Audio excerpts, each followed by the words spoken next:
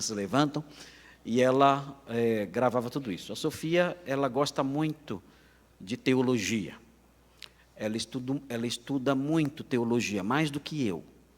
Ela gasta horas e horas estudando a Bíblia e fazendo anotações. Ela tem vastos comentários bíblicos já escritos, que talvez um dia sejam publicados. Eu já disse para ela que gostaria de publicar os comentários bíblicos dela. E ela não deixou, eu não tive então autorização do autor, então não pude publicar os comentários da Sofia.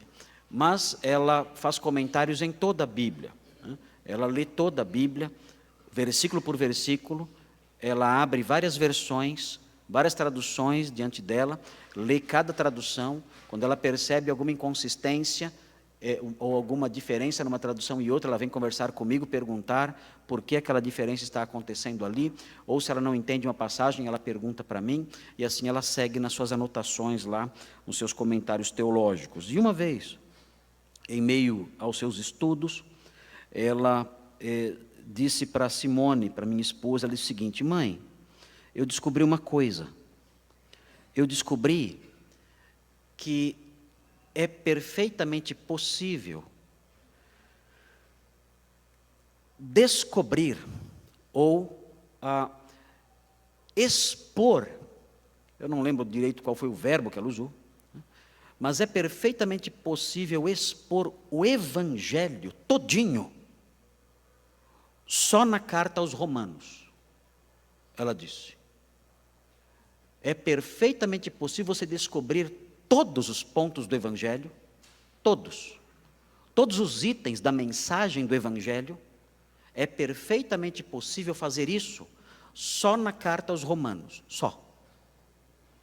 E a Simone me contou isso, e eu pensei um pouquinho, e eu falei: não é que essa danada tem toda a razão? É perfeitamente possível você encontrar todos os itens da mensagem do Evangelho só na carta aos Romanos. Perfeitamente possível. Estava corretíssima essa menina. Eu queria ter uma filha assim. É corretíssima a menina no que ela falou. Então, quando nós falamos sobre em que alguém creu para morrer para a velha vida e nascer de novo, é perfeitamente possível descobrir em que alguém creu olhando a carta aos Romanos. Então eu quero apontar para vocês, na carta aos Romanos, essa descoberta da minha filha. Quero apontar para vocês os pontos na carta aos Romanos que compõem o Evangelho e mostrar para vocês em que esses 5 irmãos que serão batizados hoje creram. Em que eles creram de tal modo que morreram e ressuscitaram. Em primeiro lugar, esses irmãos creram que não há justo, nenhum sequer. Nenhum. E eles perceberam que eles se incluíam nesse grupo. Não há justo, nenhum justo sequer. A carta aos Romanos, no capítulo 3, veja, deixa a carta aos Romanos aí, diante de você, para você caminhar comigo e ver essas verdades que eu quero compartilhar muito brevemente com vocês aqui. Você pode anotar os versículos e depois você pode sair evangelizando por aí, só usando Romanos, como a Sofia descobriu. Então veja o que diz Romanos 3, no versículo 10. Diz assim, Romanos 3, 10. Veja, como está escrito: não há justo, nenhum sequer. O Evangelho começa com uma mensagem muito ruim. Evangelho, euangelion, significa boas novas. Mas as boas novas começam com uma má notícia. E essa má notícia é esta: não há justo, nenhum sequer. A Bíblia diz que você não é justo. A Bíblia diz que você é um pecador. Não importa se você é religioso ou não. Não importa se você é uma pessoa honesta ou não. Não importa se você tem um alto grau de percepção ética ou valores éticos bastante elevados. A Bíblia diz que não há justo, nem um sequer. E prossegue no versículo 23, realçando isso, dizendo: pois todos pecaram. Diz o versículo 23. Todos pecaram, isso inclui a mim, isso inclui você, isso abrange todos nós. Todos pecaram. E o versículo 23 mostra o resultado disso. Todos pecaram e estão separados, carecem da glória de Deus. É uma péssima notícia. O Evangelho começa dizendo isso. E essas 5 pessoas se depararam com essa notícia um dia. Em algum momento na vida delas, elas se depararam com essa má notícia, com essa má nova. Descobriram: eu sou um pecador perdido. Eu estou separado da glória de Deus. Lendo Romanos, virando as páginas, nós chegamos no capítulo 6. E nós percebemos que essa má notícia se torna pior. Essa má notícia se torna mais grave. E essas pessoas, na sua jornada, foram descobrindo isso. Alguém lhes disse isso. Alguém compartilhou isso com elas.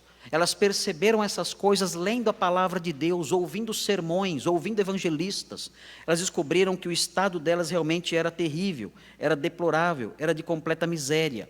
O capítulo 6, versículo 23 diz assim, na primeira parte: porque o salário, a paga, o galardão do pecado é a morte. Esse é o resultado, esse é o galardão do pecado, a morte, a separação completa de Deus, o castigo eterno, a morte física, a morte espiritual. Essa é a herança. Esse é o galardão do pecado. Não há esperança para quem está no pecado. E todos pecaram. Essa é a porção nebulosa do Evangelho. O Evangelho diz essas coisas. E essas pessoas perceberam isso. Essas pessoas, como todo crente, descobriram essas verdades. Eu sou um pecador. E eu estou perdido. Eu estou separado da glória de Deus e receberei como pagamento por ser um pecador, receberei como herança, como pecador, como galardão, eu receberei a morte espiritual, além da morte física, e estarei para sempre separado de Deus. Se você não é um crente, essa é a sua condição. E a descrição da sua vida termina aqui. Se você não é um crente, a realidade que o descreve é apenas esta. A sua história de vida espiritual termina aqui, nesses versículos. Dentro dessas realidades, este é o seu estado. É uma péssima notícia, é uma péssima nova. O texto diz que você é um pecador e está perdido para sempre.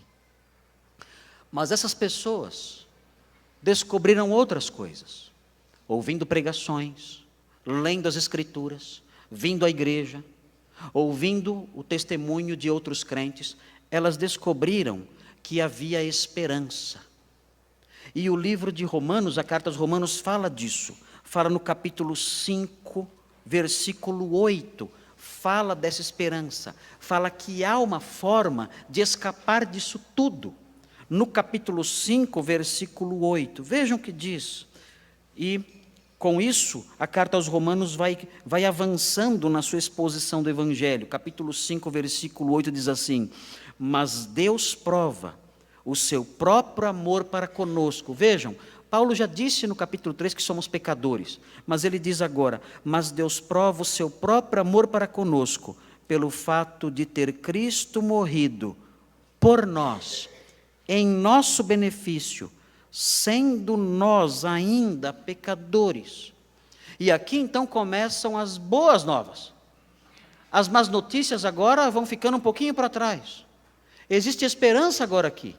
O texto fala: Cristo morreu por nós, sendo nós ainda pecadores. O que significa que Cristo morreu por nós? Esses irmãos que serão batizados hoje descobriram isso. O Senhor Jesus padeceu, o Senhor Jesus sofreu, o Senhor Jesus morreu, porque Ele estava sendo o nosso substituto. O galardão do pecado é a morte, mas Ele morreu em meu lugar. Eu pequei, mas Ele recebeu o galardão do pecado, não eu. Eu pequei, mas Ele recebeu o salário do pecado, que é a morte. Ele morreu. Eu deveria sangrar, Ele sangrou em meu lugar.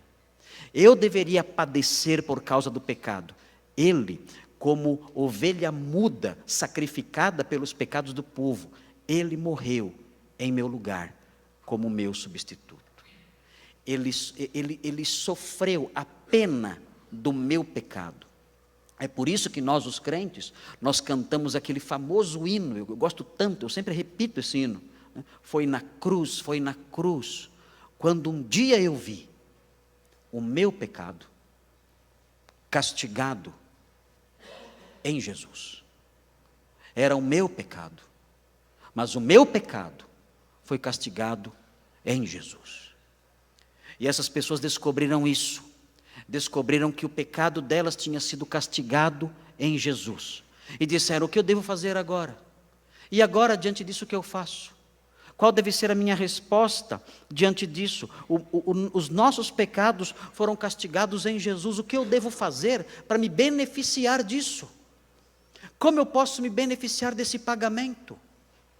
Como eu posso me beneficiar desse sacrifício substitutivo? Como eu posso me beneficiar dessa obra que foi feita em nosso lugar? Eu devo ir à igreja? Eu devo dar alguma oferta ali? Eu devo realizar alguma boa obra? O que eu devo fazer para me beneficiar dessa obra substitutiva? E então, a carta aos Romanos responde o que deve ser feito. No primeiro versículo desse capítulo 5, nós aprendemos. Capítulo 5, versículo 1 diz assim: justificados, pois, mediante a fé, temos paz com Deus, por meio de nosso Senhor Jesus Cristo. E aqui então o apóstolo Paulo mostra o que deve ser feito. Ele diz: o homem é perdoado. O homem recebe os benefícios do sacrifício de Jesus quando ele crê em Jesus Cristo. Ele é justificado mediante a fé. Essas pessoas entenderam isso e disseram então: eu creio no Salvador. Eu creio no Redentor. A carta aos Romanos mostra uma forma como essa fé é expressa. No capítulo 10, versículo 13, a carta aos Romanos mostra como essa fé se expressa muitas vezes, especialmente no início dela.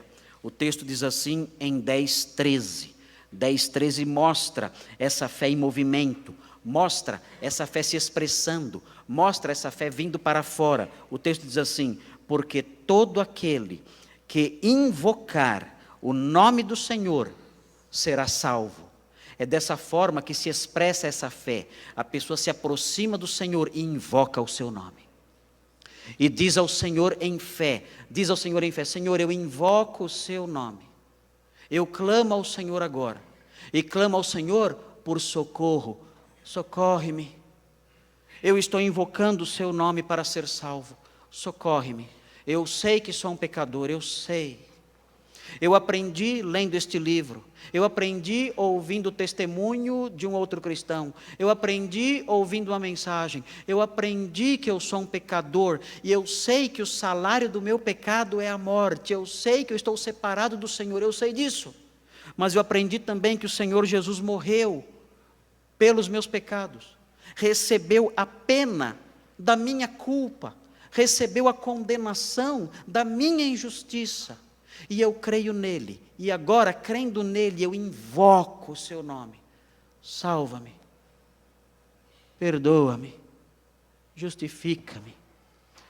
Anula o meu pecado. Dá-me da sua salvação. E essas pessoas fizeram isso. Elas disseram: Senhor, salva-me. Perdoa-me. Livra-me do terrível galardão do pecado. Torna-me um beneficiário da obra substitutiva de Jesus. E então a carta aos Romanos diz o que acontece. No capítulo 8, versículo 1, a carta aos Romanos diz o que acontece, ou o que aconteceu com essas pessoas e o que acontece com todos os que creem nisso. Diz assim: agora, pois, nenhuma condenação há para os que estão em Cristo Jesus. Eis aí a boa nova. Começou tão mal, todos pecaram, o salário do pecado é a morte, não há justo sequer, todos estão separados da glória de Deus, condenação eterna, mas o Senhor veio aqui e recebeu essa punição em nosso lugar, morreu por nós, sendo nós ainda pecadores. Os que creem nele e clamam por seu livramento são justificados pela fé e são salvos. E o texto fala agora, essas pessoas que receberiam como salário, como pagamento a morte, essas pessoas estão livres de qualquer condenação. Nenhuma condenação há para elas. Elas estão em Cristo Jesus. Onde você está nesse processo? Onde você está? No processo do Evangelho. Dentro das realidades expostas acerca do Evangelho, onde você está? Você já chegou no ponto em que você entendeu que Cristo morreu pelos nossos pecados? Você já chegou nesse ponto? Você já chegou no ponto em que você creu no Senhor Jesus Cristo e clamou pelo seu perdão? Você já chegou nesse ponto ou não? Se você não chegou ainda neste ponto, então você ainda está lá atrás, experimentando, ainda que não sinta, experimentando, ainda que não saiba, a grande realidade de que você está separado da glória de Deus. Não há esperança em nenhum outro nome a não ser Jesus Cristo. Se você continuar nesse caminho e nesse estado, você estará eternamente perdido. Haverá condenação eterna para você. Esses irmãos que serão batizados hoje, silenciosamente dirão tudo isso para vocês.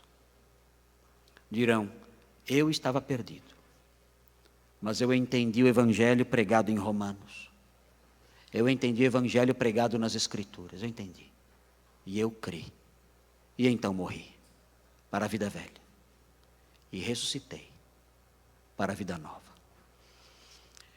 Eu oro a Deus, suplico a Deus, com os irmãos aqui, juntos nos unimos numa súplica, juntos nos unimos num clamor, que se a sua história espiritual, de vida espiritual, está estacionada no capítulo 3 de Romanos, que fala apenas do salário do pecado e da perdição, que o Senhor trabalhe no seu coração hoje, e você abra o seu coração para o Evangelho, e receba Jesus Cristo em sua vida, morra para a vida antiga, e ressuscite para uma vida nova.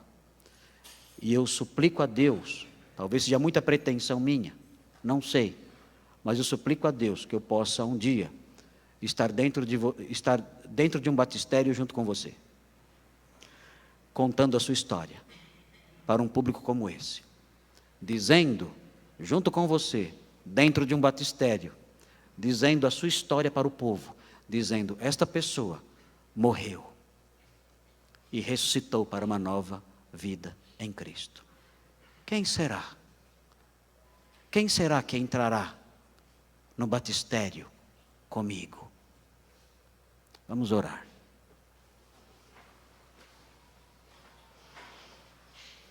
Senhor Deus, abençoa cada um aqui. Crianças, jovens, adultos, todos aqui. Abençoa-os. Abençoa-os para que aqueles que já são crentes se curvem diante do Senhor em gratidão, desejosos de viver uma vida santa sob o seu governo, sob a sua orientação, sob a sua graça. E abençoa aqueles que nunca ouviram o Evangelho, mas ouviram hoje, ouviram agora. que o Senhor trabalhe em suas vidas, que descobrindo que são pecadores e carecem da sua glória, que descobrindo que o salário do pecado é a morte, que não virem as costas para essas verdades, que não fechem os ouvidos, que não fechem o coração para essas coisas, mas que diante disso busquem a resposta, a solução, e descubram, ó Deus, como de fato têm ouvido, que o Senhor Jesus Cristo morreu pelos nossos pecados, que Ele é o Cordeiro de Deus que tira o pecado do mundo, é o nosso substituto, é aquele que morreu em nosso lugar. E que, crendo nele, clamem por seu perdão e sejam salvos, e não haja mais condenação nenhuma para eles.